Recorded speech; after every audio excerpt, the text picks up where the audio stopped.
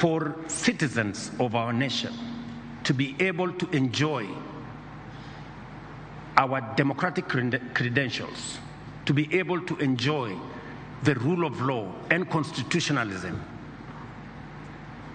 There are rights guaranteed under Article 43, social and economic rights, that are fundamental to citizens enjoying other rights.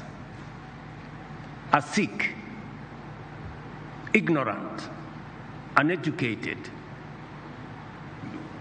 homeless, hungry citizen, it's very difficult to enjoy democracy, human rights, rule of law, because their status is undermined, and therefore it becomes fundamentally important for us to make sure these social and economic rights do not continue to be a privilege for those who can afford. They should be a right for every citizen, because that is what the Constitution says. And therefore, I want to ask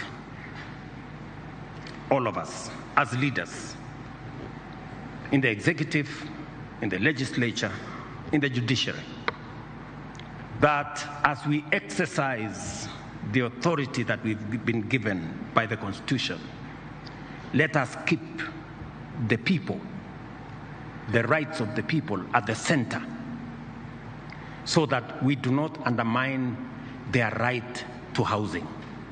We do not undermine their right to health. We do not undermine their right to education. And that all our acts work in concert to facilitate the attainment of those rights by the people of Kenya. We have worked diligently to breathe, as I said, life into these rights. Free primary and day education has opened doors to opportunities for millions of children from every corner of our nation.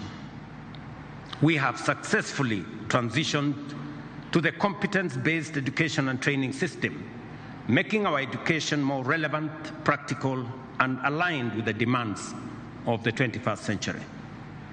Our student-centered funding model is expanding